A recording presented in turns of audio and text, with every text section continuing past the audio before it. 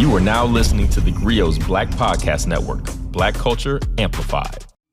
Don't you just love Black excellence? I mean, we all love to see Black people achieve extraordinary things. But in a sense, you have to ask, why is Black excellence so important? And that's why we're here today. And that's why I want to welcome you to TheGrio Daily, the only podcast that will tell you about white mediocrity. I'm Michael Harriot, world famous white peopleologist, and this is TheGrio Daily. See, when we talk about Black excellence and white mediocrity, we have to realize that Black excellence is not a bad thing. It's great when Black people achieve things that most people couldn't do, right? Like Ketanji Brown Jackson, anybody Black, right? Like there's always the first Black something or the greatest Black something, or like a 15-year-old Black kid gets into Harvard, right? And we love to see those things. But one of the things that Black excellence does, and our reverence for Black excellence does, is it kind of obscures the notion that Black people have to be excellent or the best to achieve anything. And that's what I wanted to talk about today, right? Like what I wanted to talk about is white mediocrity. And I know it sounds like a slur, but again, most people are average, right? If there's such a thing as above average and below average, then by proxy, some people have to be average. The thing about white mediocrity is that when white people are mediocre, it doesn't stop them from achieving great things, right? One of the most mediocre people that achieved something great, for instance, is Brett Kavanaugh, the Supreme Court Justice, right? Like Brett Kavanaugh wasn't a great high school student. He wasn't a great college student. Like most of what he did was drink beer. And then he went to his confirmation hearing and admitted, I like beer. Sometimes I had too many beers. Sometimes others did. I liked beer. I still like beer. And he still became a Supreme Court justice, right?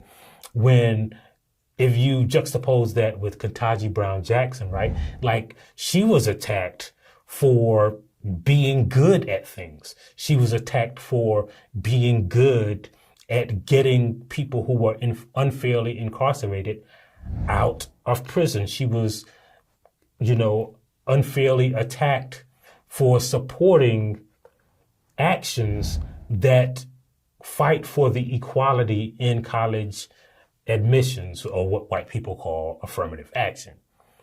Because white people a lot of white people, a majority of white people, according to polls, believe that affirmative action unfairly, disadvantages white people. And that's because white mediocrity allows white people to advance because we built the whole system for them, right? And that's the difference between white mediocrity and Black excellence, right? Like I often tell people that I only go to Black doctors and I only use Black lawyers. And people say that's kind of racist. And I was like, nah, because I know how America is constructed. And the way America works is whenever you find a Black doctor, they were probably the smartest person in their high school, probably the smartest person in their middle school, their elementary school, in their college class, and then they got into law school, right? Versus a white person whose dad was probably a doctor. They probably went to what they call a good high school. So mediocre, regular, everyday Dollar General brand white people can achieve beyond their talent, beyond their aptitude by just following the rules because the rules were built for them. And there are great examples of this besides education. One of the greatest examples is education, though. And what I mean by that is that most black people. 60% of black high school students attend schools that are majority black. And we know that majority black schools are underfunded compared to majority white school districts. So when a black child manages to get into Harvard or to a good college, it means that they had to work harder because they didn't have the resources that white kids have, right?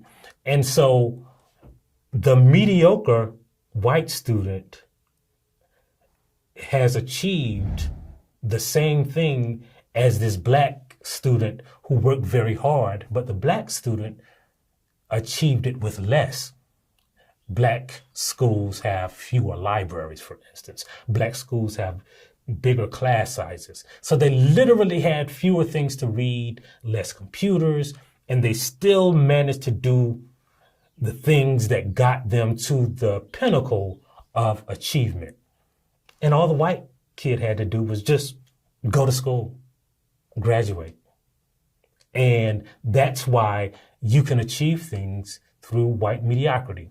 And one of the metaphors that I like to use when people assault white mediocrity as something that's anti-white, or this is the big one, reverse racism. White people really believe in reverse racism because they think stuff like affirmative action, policies that try to equalize the disparities in education, the criminal justice system, economics, that they are anti-white. And here's a metaphor for that. So imagine if you were born into a village where your great-great-grandfather was the chief, and your great-grandfather was the chief, and your grandfather was the chief, and your father was the chief, and now it is time for you to become chief. And the reason that you will become chief is because you are bigger and stronger and wiser than all of the other villagers, just as your grandfather was, and his father and his great-grandfather. And when it's time for you to be named chief, someone steps forward and say, hey, wait, like, why does he get to be named chief? And everybody explains to him, hey, you see how big he is, and you see how strong he is, and you see how wise he is. Like, that's why he should be chief, because he's stronger and wiser than everybody else. And the one villager says, yeah, but you know, like when we go out hunting, the chief gets the first pick of the food.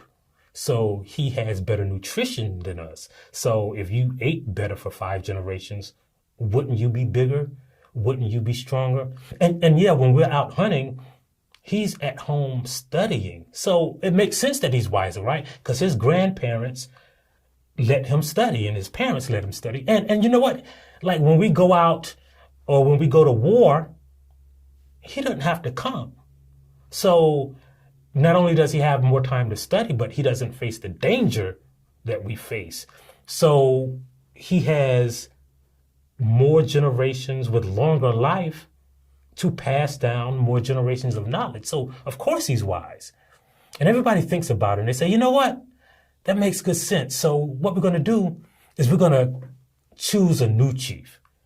And we're going to choose somebody who could be strong, wise, and a great warrior. And the old chief says, well, you know what? Like, I'm already strong. I'm already wise. I'm already a great warrior. Why don't you just name me? And it says, nah, you can't participate because you benefit from chief privilege, right? Like you have generations of privilege that made you big. What if there's somebody who could be bigger and stronger and wiser than you, but they don't get the food, they don't get the time, they don't get the benefit of the generational privilege that you had? And so the chief can't compete. And the villagers decide, wait, instead of just choosing a chief, why don't we just all go out hunting and we just share all of the food that we pick and nobody gets the first pick? And why don't we let everybody learn? And why don't we choose the best fighters to go fight? And they do that. And what happens is the people with the aptitude for hunting they're the only ones who go out hunting.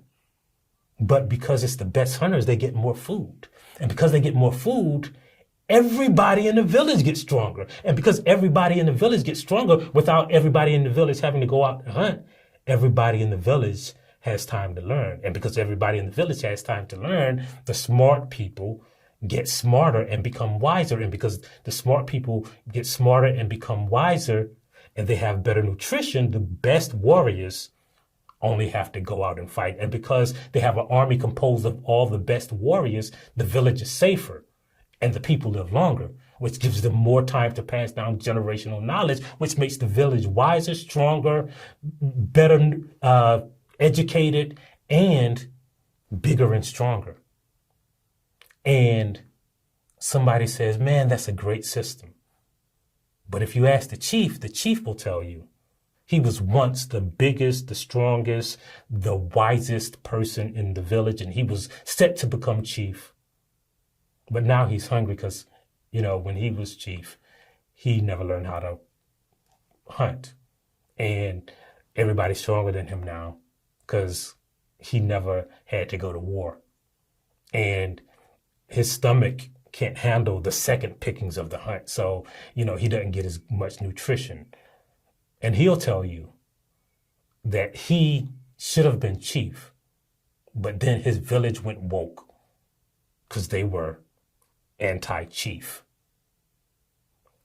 And that is white mediocrity explained. And that's why you should download the TheGrio app. That's why you should follow us on every platform and subscribe on every platform. That's why you should tell your friends about this podcast. And that's why we leave you with a great Black saying. And today's Black saying is, it takes a village to raise a child, and it takes a village to dismantle white supremacy.